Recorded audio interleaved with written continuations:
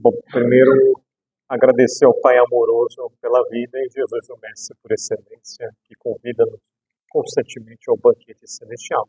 E agradecer às dedicadas irmãs e irmãs dessa casa, para que possamos juntos desenvolvermos as virtudes, e dentre elas a fraternidade. Na noite de hoje, a proposta, já que é sempre começo de ano, será que em algum momento o Mestre, por excelência Jesus, fez alguma observação em torno do tempo?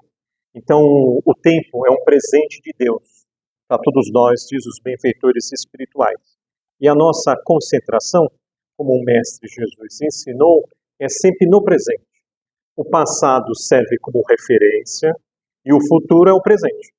Ou seja, o futuro é agora. Tanto é que tem um ditado popular brasileiro e sábio, nem todo ditado às vezes é sábio, né? Mas esse é bastante sábio. O futuro a Deus pertence. Então ele está mostrando que o futuro nada mais é do que o que a gente começa no agora. E tem no Evangelho de Mateus, capítulo 24, se a gente ler dos versículos 1 até o 51, o que se chama pequeno Apocalipse. A palavra Apocalipse foi apresentada pelo apóstolo João. Significa revelação.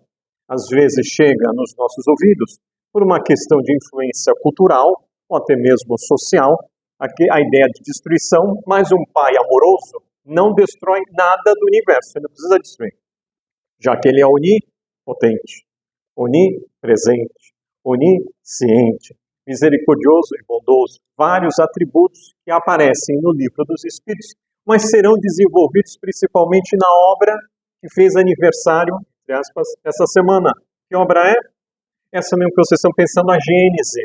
Se você ler a Gênese, o capítulo 2, do dia 6 de fevereiro de 1868, foi publicado, né? Ou seja, hoje é 7 de fevereiro de 2025, tem um capítulo lá belíssimo, onde Kardec vai mostrando passo a passo a beleza dos atributos de Deus. Jesus, por ser espírito puro, veio mostrar um atributo de Deus, importantíssimo, a misericórdia, a bondade e o amor. Veja que Moisés é um espírito superior, mas não é um espírito puro. Então veio mostrar um Deus único. Fantástico, porque até o período de Moisés, as pessoas se matavam, se degladiavam, não havia uma justiça. Vem ele mostrar a importância da justiça. Claro que ele veio mostrar uma justiça baseada na justiça divina. Mas por ser um espírito ainda não puro, ele não tem todos os instrumentos necessários que um espírito puro o tem. Então Jesus, no Evangelho de Mateus, capítulo 24, vai dizer o que falam os especialistas, tipo um sermão profético. O que aconteceu no passado, o que aconteceria no futuro. Já que um dos atributos de Deus é a onisciência. Quando a gente vê no frontispício dessa belíssima obra Gênese, que a gente ressaltou, né, que ontem a maioria dos espíritas estava pensando nela, quem não tem o livro, às vezes adquire o livro pela FEB, outra livraria e tal. Você vai ver no frontispício, Kardec escreve, para Deus, o passado e o futuro é o presente. Interessante isso. Porque se a gente pegar só o frontispício da Gênese, a gente já pode pensar assim, Deus vê aquilo que eu estou ou aquilo que eu sou? Você pode perguntar e fazer essa reflexão. Deus está vendo D'Alessandro com 49 anos, múltiplas existências, ou Deus já vê o Espírito puro lá na frente, um dos ministros de Deus para colaborar na harmonia do universo, já que a missão dos Espíritos é colaborar com a harmonia do universo. E quem chega no grau máximo, que são os Espíritos puros, recebem diretamente de Deus as suas ordens. E aí, participa, senão, da sonoterapia. Deus está vendo o D'Alessandro ou Deus já está vendo o Espírito puro? Deus está vendo o Vitor ou já está vendo o Espírito puro? Deus está vendo a Mary ou ele está já Deus? Está vendo o Espírito puro? Percebeu a beleza? Por isso que Jesus não julgava, não condenava, não punia. Quem faz isso é um movimento do ego, como ensina Joana de Ângeles, que é culpa. Isso para mim é fantástico. E aí no sermão profético, é isso que alguns dizem, ou pequeno Apocalipse, tem lá, Evangelho de Mateus, capítulo 24, versículos 1 a 51. Como eu tenho somente 30 minutos com as senhoras e com os senhores, né? Eu não tenho tempo suficiente, mas eu trouxe de presente para vocês. Ó, o presente aqui, ó, o presente está desse lado, esse é o meu. Todo o versículo do 1 ao 51, onde o trabalhador da Federação Alírio de Cerqueira Filho do Mato Grosso vai pegar textos da Gênese, o Livro dos Espíritos, Emmanuel, Joana de Ângeles, o benfeitor Manuel Filomeno de Miranda e o benfeitor Honório, trabalhador do tempo de Paulo, apresentado por Joana de Ângeles ao movimento espírita, através de 3 obras, Vozes Alertas, Dias Felizes e o Espírito Mortal. Não é o Honório famoso do movimento espírita lá de Minas Gerais, né? Que às vezes as pessoas confundem. É um espírito superior esse Honório, não desmerecendo o outro Honório, é um irmão como a gente na estrada da evolução. Pois bem, então aqui tem os 51 capítulos. Eu aqui vou apontar os principais para a gente estudar junto. Combinado? Então os discípulos tinham uma visão equivocada de destruição de mundo. Como às vezes a gente aprendeu equivocadamente. Então vamos lá. Evangelho de Mateus 24, versículo 3. Estando assentados no Monte das Oliveiras, chegaram-se a ele os seus discípulos em particular, dizendo: Dize-nos quando serão essas coisas e que sinal haverá da tua vinda e do fim do mundo. Então os discípulos acreditavam numa destruição e uma vinda do Mestre. Aí Jesus vai dar a dica para ele e para todos nós. E aí o Espiritismo vem, tá? E mostra todas essas passagens. 24, 4, 5. Jesus respondendo disse: Acautelai-vos, que ninguém vos engane, porque muitos virão em meu nome, dizendo eu sou o Cristo, enganarão a muitos. Então, primeiro movimento, que o Jesus está dando a dica que não vai ter um fim do mundo, diretamente ele vai explicar daqui a pouco, porque depois quando ele vai dizer no Sermão da Montanha, bem-aventurados os mansos, porque eles herdarão a terra. Ninguém herda algo que não existe. De novo, o Pai é Pai de amor, não é Pai de destruição. Quem tem uma visão assim de destruir o mundo, quem é? O pessoal da arte, da parte de ficção científica e normalmente, com todo respeito, os norte-americanos, né? Assim, pensei que uma nave do outro mundo, a gente é o bonitão, eles são todos feios, eles são tão feios que eles ficam igual a gente, né? Homens de preto, né? Se tira lá assim, aí aparece o monstro. Visão egocêntrica, de vaidade, de destruir os outros. Não. Então Jesus vai mostrar que não precisa ter destruição. Tá bom? Então vamos lá. Jesus respondeu, disse: acautelados, ó, o sentimento da calma, o sentimento da paciência, o sentimento da tolerância, essas 3 virtudes co-irmãs, como virtudes, são distintas. Calma é diferente de paciência, paciência é diferente de tolerância. Mas Jesus já está dando a dica, ó, espírito superior, ele vai te ensinar virtudes e as leis divinas. Espírito que ainda não desenvolveu virtudes, nem um pouco as leis divinas, ele vai pelo campo do medo. Quem é uma manifestação do medo? Terror. O senhor André Luiz, no belíssimo livro Nosso Lar, publicado em 1943, quando ali, é publicado em 43, mas o fato é de 39, está tendo a guerra. O governador evoca de 1 milhão de habitantes que tem Nosso Lar, 30 mil para trabalhar. E o André Luiz ele usa o sermão de Mateus 24, daqui a pouco a gente vai ler aqui, 24:8. Haverá rumores de guerras, mas não será o fim, o governador na época. Tá? E o André Luiz quer se candidatar a ajudar, mas não pode, ele fica meio tristinho. Sabe o que fala o Tobias para ele, que está no livro? Eu sei que vocês vão ler o livro, vão na original, porque eu sei que vocês são fiéis aos benfeitores. Tem que ser fiel ao benfeitor, não é quem vem na frente. Quem está na frente é tão ou mais necessitado de quem está sentado. Por isso que tem que ser fiel ao benfeitor, espírito superior. Tá bom? E aí o que vai dizer o Tobias para o André Luiz? André Luiz, contente-se, você aqui está matriculado na escola contra o medo, que supera as técnicas da nossa enfermagem. Por exemplo, quando eu tenho pensamento negativo, eu evoco o sentimento do medo e com a minha vontade eu crio uma energia mental tóxica, sabe o que faz os espíritos inimigos do Cristo? Aproveita essa energia tóxica que eu criei. E normalmente em sonho que eles vão vir nos atentar. Então, quem faz terrorismo, adepto, ou seja, o terrorista, ele não é espírito superior. Essa é a primeira dica de Jesus. É por isso que ele continua. Porque muitos virão dizendo que eu sou o Cristo, enganarão a muitos. Então só vai ser enganado aquele que não quer ouvir a voz do bom pastor, ou seja, Jesus. Como está no Evangelho segundo o Espiritismo, quando Erasto fala, somente lobos caem em armadilha de lobos. Meu Deus, não é isso? Eu descobri que, olha, eu comprei um bilhete que eu ia ganhar R$ 1.000.000. Fui enganado. Olha lá, lobo, pela lei da afinidade, se conectou a outro lobo. Porque se a pessoa tem um pouco de bom senso, não é isso?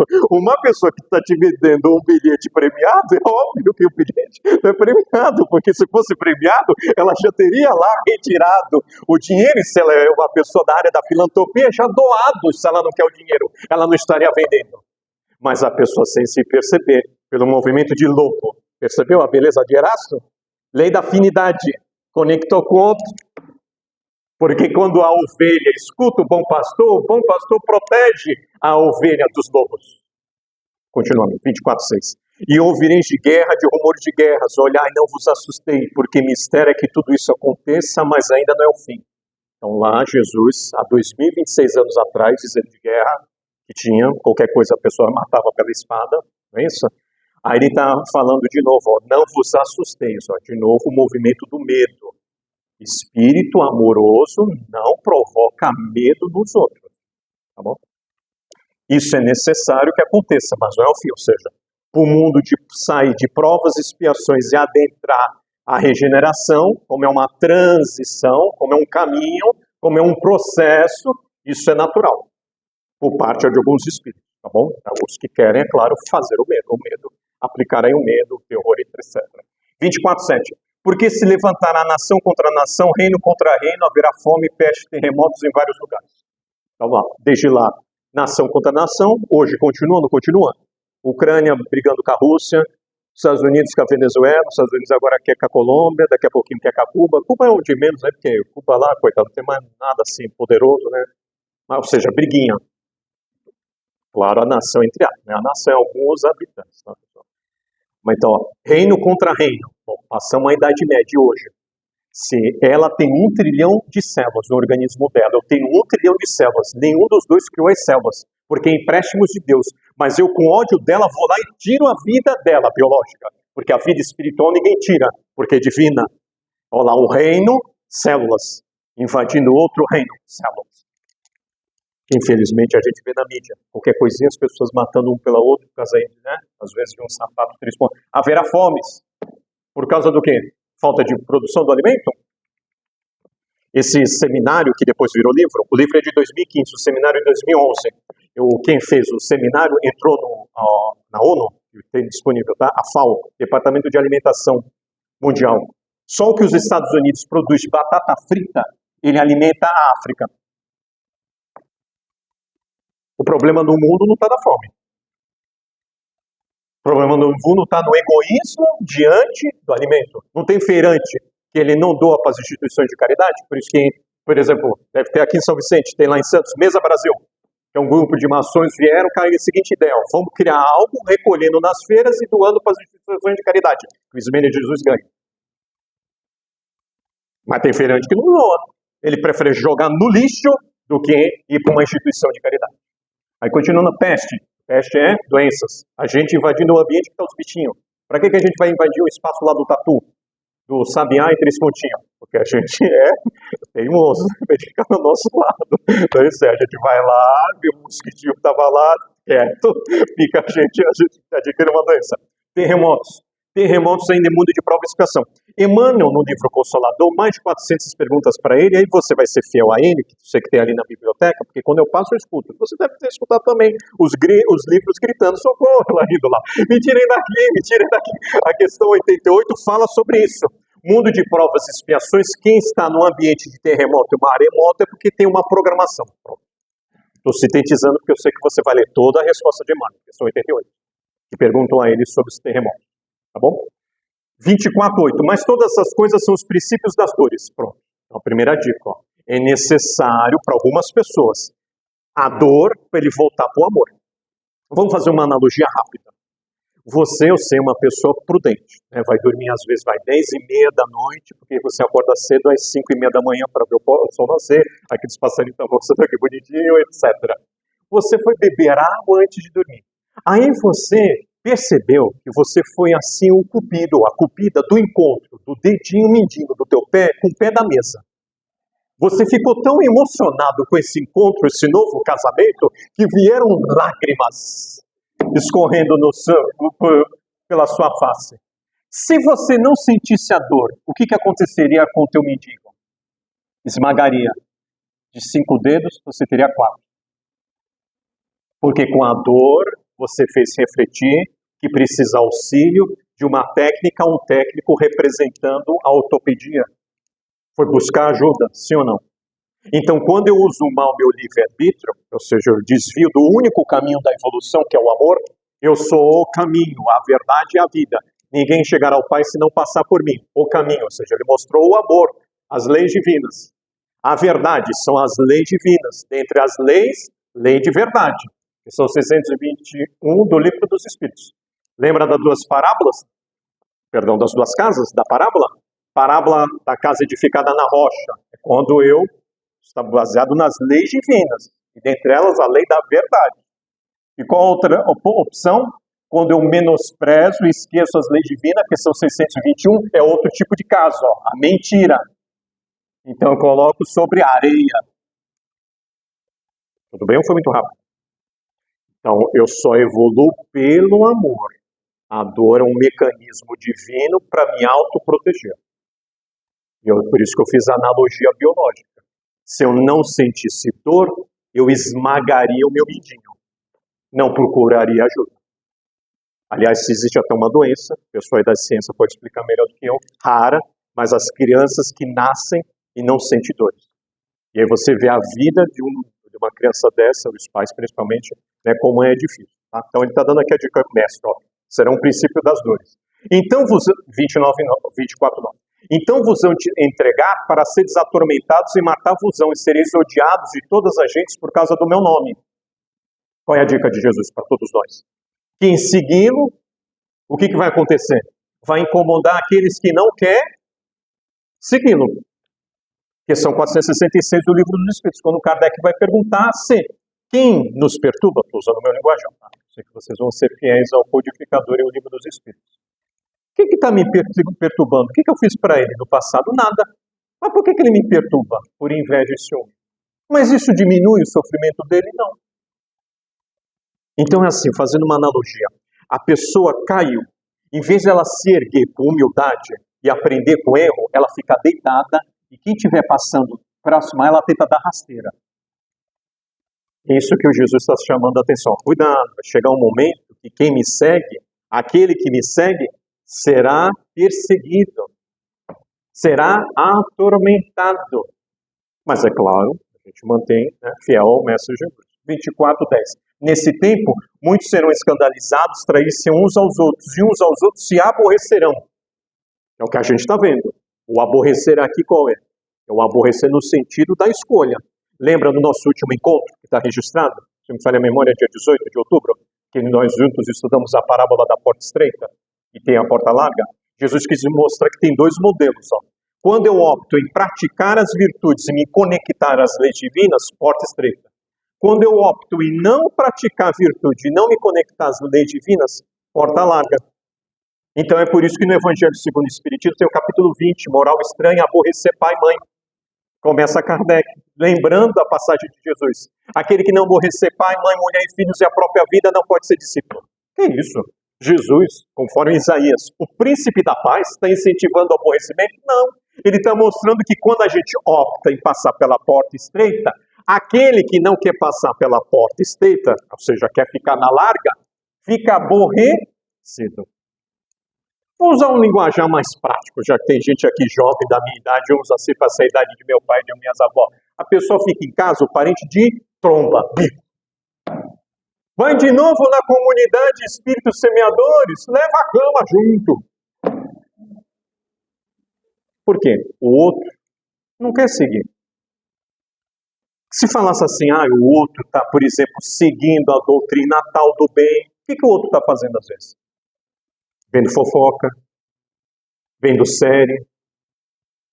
Está perdendo tempo que não é dele, é de Deus. Porque a gente tem prazo de validade, sabe, né? O corpo, falando. O espírito é imortal. Percebeu a beleza do aborrecer? Então, às vezes, na tua profissão, você é o único cristão da boca para dentro, não da boca para fora. Os caras vão tentar te dar uma rasteirinhazinha. E é bom. Porque aí, já que é um mundo de provas e expiação, você vai provar para você mesmo se você está levando a coisa séria diante da traição, entre aspas, do outro. Que ninguém trai o trem, a própria pessoa se trai. Será que foi à toa que Jesus falou em Mateus 15, 8? Este povo me ama com os lábios, mas seu coração está longe de mim? O que foi a dica dele? Falar é fácil. Sentir e vivenciar é para quem quer, ou seja, poucos. Estão percebendo a beleza, pessoal, das palavras, ou eu aborrecer aqui? Então deixa o outro ficar de bico, de tromba, mas faz o convite amoroso do Cristo. Quer ir comigo estudar? Quer ir comigo trabalhar no bem? O outro ou a outra, não quero, não. Mas pelo menos a gente fez o convite, tá bom? 24:11. E surgirão muitos falsos profetas e enganarão a muitos. Para quem gosta de matemática, segunda vez que Jesus fala dos falsos cristos e falsos profetas. Ele vai falar 3, porque a gente está no 11. Lembra que é dos versículos 1 até o 51, que você se comprometeu de estudar com o teu anjo de guarda, sim ou não? Balancem a cabeça. Obrigado. Eu posso ir embora já, que ele tirou o selfie, o anjo de guarda. Isso é tão sério que o Allan Kardec escreve um capítulo inteiro sobre falsos cristos e falsos profetas. Agora vai para a gente do movimento espírita. O movimento espírita é diferente de doutrina espírita, que é o espírito de verdade de Jesus e os espíritos superiores. Dentre eles, Emmanuel, que está no livro.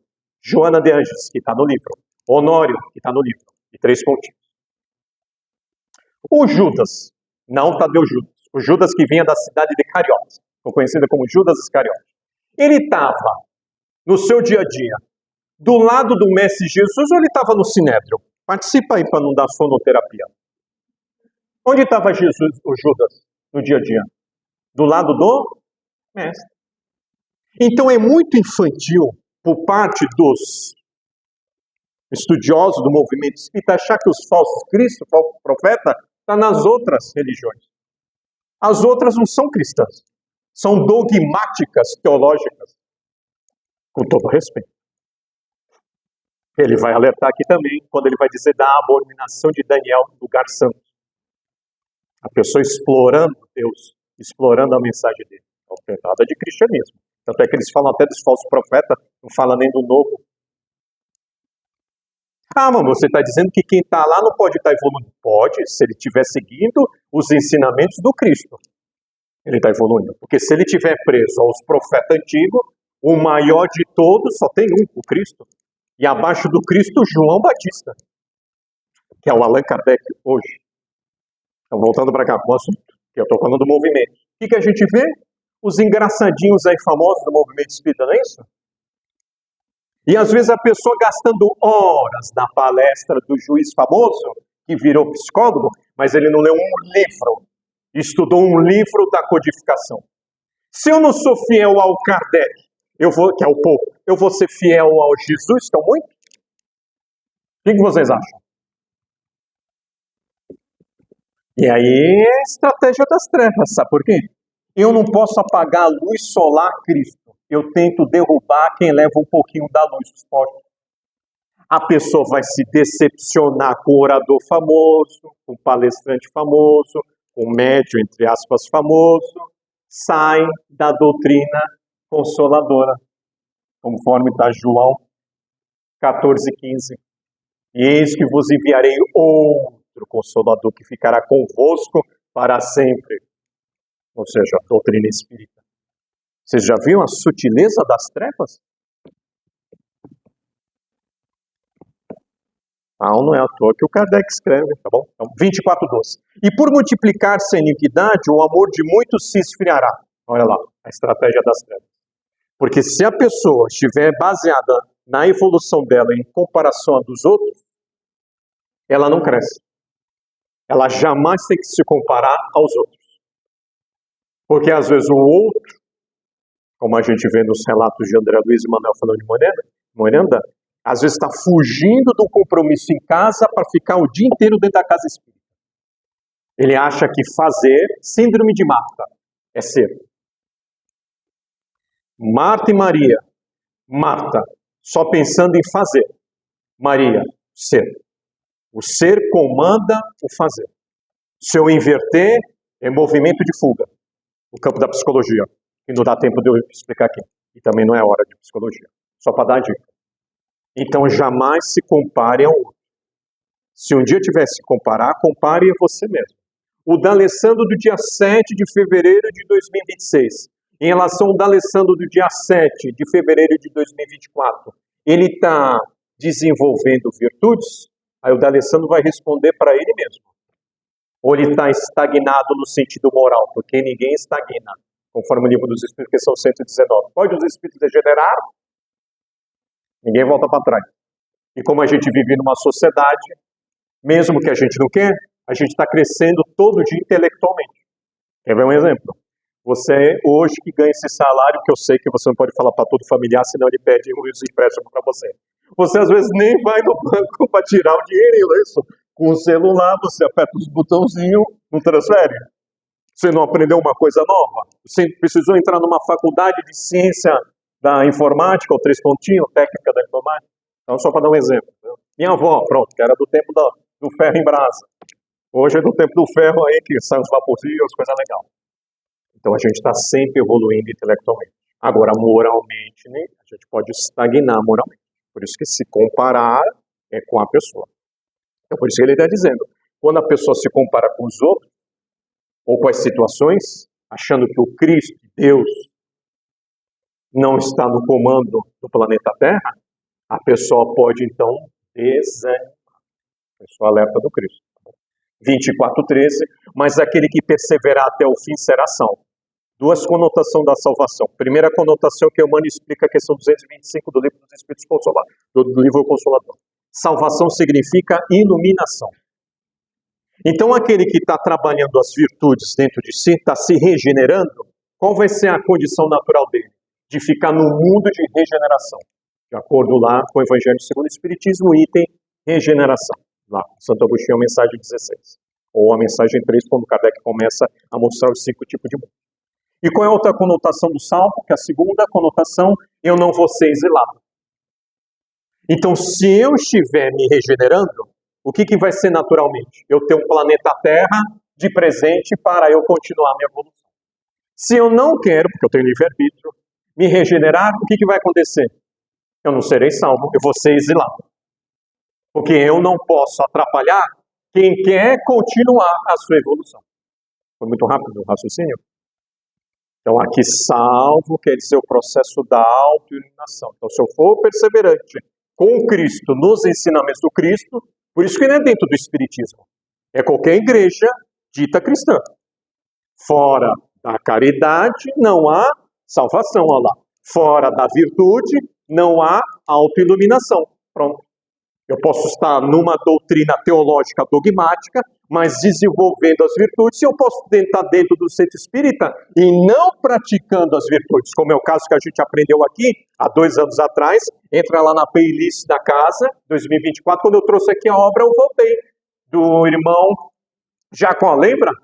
O irmão Jacó, como que uma pessoa que ficou 60 anos na Federação Espírita Brasileira, e desencarnou com 82, volta para o mundo espiritual opaco, porque ele não praticou as virtudes e as leis divinas. Mas por caridade, em 1948, ele vem alertar os trabalhadores do movimento espiritual: olha, não vá pelo caminho que eu trilhei.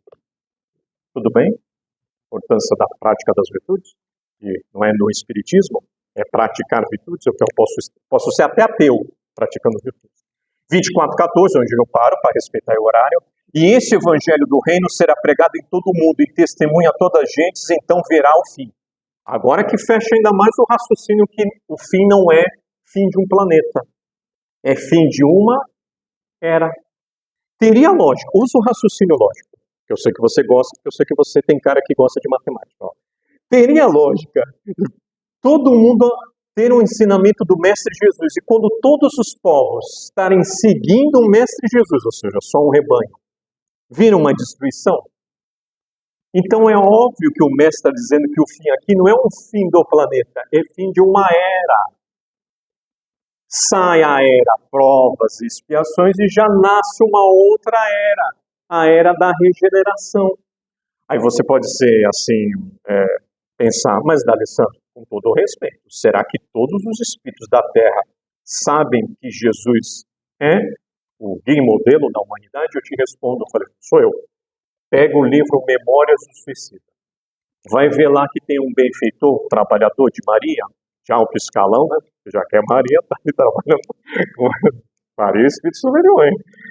Ele vai dizer que não existe nenhum espírito da Terra que não conheça a mensagem do Cristo.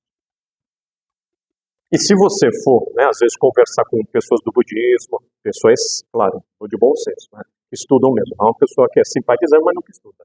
As outras doutrinas, vocês vão ver que todos eles sabem os ensinamentos do Cristo.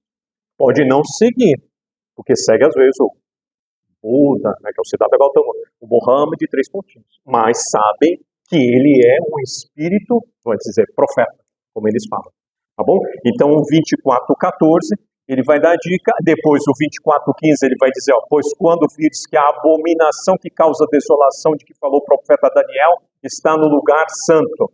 É isso que a gente está vendo aí, né, as televisões, as igrejas de televisão, tá? Aí ele vai dizer depois, quem estiver na Judéia, que suba para os montes, é sentido simbólico, estarão 2 no campo, um ficará, um partirá. Então Jesus vai mostrar ali, de maneira simbólica, os exílios da terra, que já está acontecendo desde a publicação do Livro dos Espíritos, é que começou o momento de sair, provas e expiações, é o processo, tá? Para adentrar no mundo de regeneração. Quando Chico Xavier vai na segunda visita ao Pinga Fogo, na década de 70, depois vira livro, Plantão de Respostas, isso eu não sei se tem na biblioteca, eu vou ali pesquisar depois, que virou, todas as perguntas da plateia estão no livro. Uma das perguntas da plateia foi essa: Chico, quando será um mundo de regeneração? Aí ele fala, Emmanuel está presente, como estava presente no primeiro Pinga Fogo, né? E aí o Emmanuel fala uma dissertação belíssima, e ele fala que a aurora do mundo de regeneração é o ano de 2057.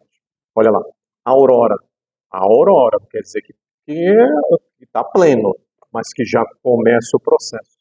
Eu sei que você é bom de álgebra, 2057, 1857, 200 anos, ou seja, a publicação do Livro dos Espíritos, 2 de abril de 1857, ó, duas existências, ó, você e eu aí, ó, não é isso? Chance dos espíritos, ó, gente aí, né? Trabalhadores da última hora, quando a gente lê no Evangelho, Simeão, o Espírito Protetor, falou, ó, espíritas, há quantos séculos o Cristo vos chama? Bem orgulhoso seria aquele que dissesse que assumia. Então, por isso que para a gente tem trabalho, e o trabalho é no mundo interior. Fazendo para mim, abre uma casa. Fazendo aí a metodologia José Nilson Freire, que a gente foi visitá-lo recentemente, o Nascientes da Caridade, porque o Nascientes da Caridade está passando por problema financeiro. É capaz que a gente, depois de 6 anos, termine. E aí o Sr. José Nilson faz isso assim com a plateia.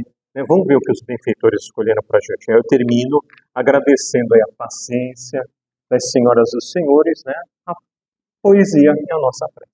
Maria Dolores e Chico trouxeram o seguinte para todos nós: o culpado vê culpas. Ele, bonachão, era amigo de farras. Tinha esposa, 2 filhos, compromissos. Entretanto, apesar dessas amarras, prazeres para ele era doces feitiços. Homem robusto e rico sustentava, companheiras diversas de alegria, com o senhor que somente as percebia de escrava para escrava. Em certa ocasião, o nosso cavalheiro dava-se por inteiro a certa festiva de comemorações. Em cerimônias desdobradas, brotavam nas estradas palavras e atitudes estragadas, era quase a loucura em muita gente, 2 dias com 3 noites, de fogos de artifício e céu luzente. E o nosso amigo usava, instante a instante, o tempo disponível, sem se importar sequer com mudanças de nível. E aparecia sempre acompanhado por uma das parceiras, que trazia de lá. Por fim, depois de longas bebedeiras e de extravio deprimente, ele de volta ao lar dentro da noite alta. Era a 3ª noite em que estivera ausente. Entretanto, Não se sentia em falta. A esposa era a mulher diferente, que devia viver atirada no canto, sem direito nenhum de reclamar, porque sempre dispunha do que fosse preciso para o lar. Ele destrancava a porta de mansinho. Pé ante pé segue devagarinho, para o aposento conjugal. Mas avançando vê que a esposa se debruça nos ombros de outro homem, um homem que lhe afaga a cabeleira espessa. Ele sente-se mal, nas ideias sombrias que o consomem. O incêndio do ciúme invade-lhe a cabeça. Saca de bolso oculto um revólver pequeno e atira sobre os dois como se estivesse louco, sob a ação de algum veneno. O homem tomba morto, após giro instantâneo. A bala lhe arrasara os recessos do crânio. A senhora, porém, está ferida. O marido aproxima-se e interroga. Ela, contudo, vê que se lhes vai a vida, perdendo o próprio sangue a lhe vazar do peito. Tenta em vão expressar-se e não encontra o jeito. Mas, colocando as mãos de balde sobre o corte, ela fita no esposo o triste olhar da morte e responde somente, como quem se revela muito dificilmente. O homem que você achou comigo é mais que amigo, era o seu próprio pai. Maria Dolores e Chico Xavier. Que a paz do Cristo seja sempre presente em nossas ações. Muita paz para todos.